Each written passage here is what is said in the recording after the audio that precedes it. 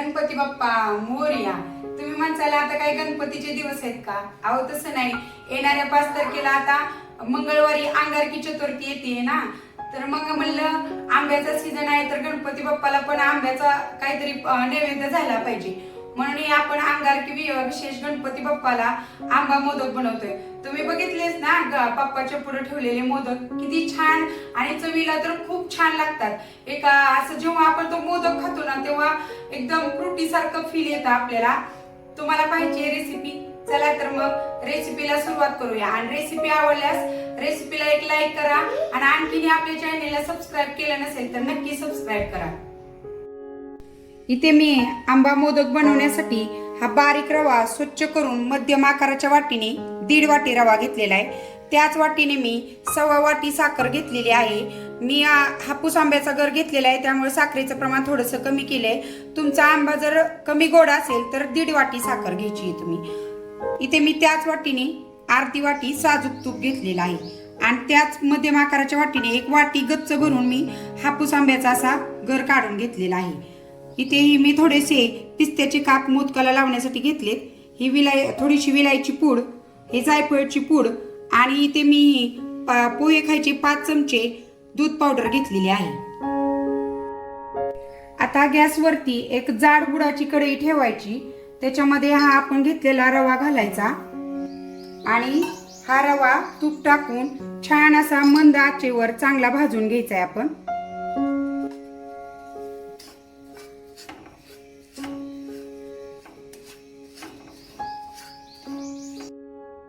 इथे हा आपला रवा चांगला भाजतोय तोपर्यंत आपण एका मिक्सरच्या भांड्यामध्ये जो आंब्याचा गर घेतलेला आहे आपण काढून तो गर घालायचा आणि याच्यामध्ये जे आपण प्रमाणानुसार साखर घेतली ती पण याच्यामध्ये घालायची आणि मिक्सरला छान असं बारीक करून घ्यायचं. हा रवा मी मंद आचेवर 15 मिनिटं छान असा भाजून घेतलाय बघा. आणि बघा आता तो छान भाजून त्याचा किंचित कलर बदललेला आहे. आणि इथे आपण हे जे आंब्याचा गर आणि साखर मी मिक्सरच्या भांड्यामध्ये असं छान बारीक करून घेतलंय त्याचं मिश्रण. आणि आता हे मिश्रण आपण त्या रव्यामध्ये घालणार आहोत. याच्यामध्ये वाटताना पाणी बिलकुल घालायचं नाही तुम्ही. आणि कढई मात्र जाड बुडाची वापरा तुम्ही, त्यामुळं मग काय होतं आपलं मिश्रण खाली चिटकत वगैरे नाही. आणि हे आता छान मिक्स करून घ्यायचं. गॅस बारीकच ठेवायचा आहे तुम्ही, अगदी मंद गॅसवर करायचं आहे आपल्याला हे.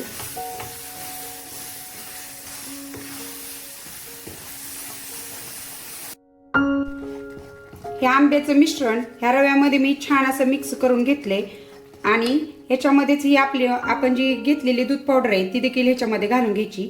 दूध पावडरीने काय होतं ह्या मिश्रणाला छान असं घट्टपणा येतो आणि ह्याच्यामध्ये छान मिक्स करून घ्यायचं.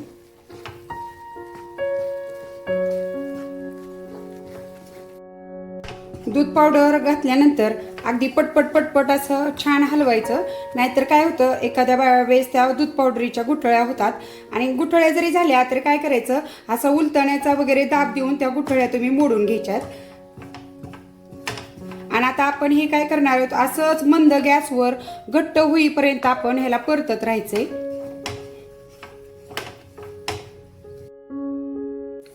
दहा मिनिटं मंद आचेवर परतल्यानंतर हे बघा मिश्रण हे असं आपलं असं घट्ट झालंय, पण आपल्याला आणखीन थोडंसं ह्याला परतावं लागेल. हे सगळीकडून सुटले पण आणखीन थोडंसं आपण हे घट्ट होऊन द्यायचंय, म्हणजे आपल्याला छान असे मोदक तयार होतात आपले. हे बघा आता आपलं मिश्रण बघा असा उलटण्याने फिरवलं की त्याचा असा गोळा तयार होतोय. हे आता आपलं मिश्रण तयार झालेलं आहे. आणि ओळखायची आणखीन एक ट्रिक सांगते. एक छोटासा चमचा घ्यायचा, त्याच्यामध्ये हे असं मिश्रण घ्यायचं आणि एका वाटीमध्ये पाणी घ्यायचं, पाण्याचा हात घ्यायचा आणि हे बघा हो का हे त्याची गोळी तयार होती. ओळखायचं की आता आपलं मिश्रण तयार झाले. हे आता आपलं मिश्रण तयार झाले. याच्यामध्ये आपण जायफळची पूड आणि विलायची पूड घालायची आणि हे मिक्स करून घ्यायचं. आणि आता मी गॅस बंद करते. हे तयार केलेलं मिश्रण आपण एका दुसऱ्या अशा पसरट ताटामध्ये काढून घ्यायचं आणि त्याच्यामध्ये ते असं अगदी कोमट किंवा पूर्ण थंड झालं तरी चालेल. आता तुम्ही ते कितपट घट्ट केले त्याच्यानुसार थोडीशा, जर तुमचं चुकून जास्त घट्ट झालं तर कोमट असतानाच त्याचे मोदक बनवा आणि प्रमाणात असेल ते मापात असेल त्याचा घट्टपणा तर तुम्ही पूर्ण थंड झाल्यावर देखील त्याचे मोदक बनवले तरी चालतील. आता मी मिश्रण ताटामध्ये थंड करून घेते आणि नंतर आपण ह्याचे मोदक बनवून घ्यायचे. हे मिश्रण आता कोमट झालंय. मिश्रण थंड ठेवल्यानंतर तुम्ही काय करायचंय, मध्ये मध्ये चेक करत राहायचंय. जर मोदक होत असेल तर लगेच कोमट असताना तुम्ही मोदक करायला घ्यायचंय. आता मी ते मोदकाचा साचा घेतलाय, त्याच्यामध्ये आपण मोदक बनवून घेऊया. मी ते पिस्त्याचा काप लावते त्याला आणि साच्यामध्ये हे सारण तुम्ही छान दाबून दाबून भरायचं, म्हणजे छान असा मोदक तयार होतो. खूप छान लागतात हे मोदक. एकदा असं तोंडात जर मोदक गेला ना एकदम फ्रुटी सारखी त्याची चव लागते. येणाऱ्या अंगारकीला तुम्ही खरंच नक्की ट्राय करा, खूप छान लागतात हे मोदक.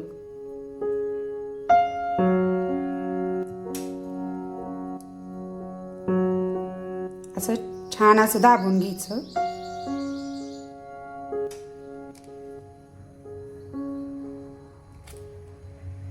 आणि हा बघा असा छान असा त्याचा मोदक तयार होतो.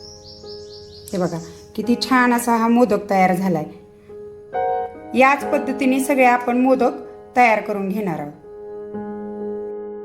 इथे मी त्या मिश्रणाचे 11 मोदक बनवून घेतलेले आहेत, पण त्या मिश्रणामध्ये जवळपास 25 ते 30 मोदक मध्यम आकाराचे तयार होतात. वेळ लागेल म्हणून मी फक्त इथं 11च मोदक बनवून घेतलेले आहेत. आणि ह्या रेसिपीमध्ये एक महत्वाची टिप तुम्हाला सांगायची आहे. टिप अशी आहे की अशा रेसिपीमध्ये काय होतं, आपल्याला ते मिश्रण असं घट्ट कधी झालं हे ओळखायचं काय होतं, कधी कधी ते पुढं जातं आपल्याकडून, कधी कधी किंवा ते पातळ राहतं. तर ह्याच्यामध्ये टायमापेक्षा कधी आता माझं मिश्रण 1.5 वाटी होते तर मला ते असं चांगलं घट्ट व्हायला 20 मिनिटं लागलं.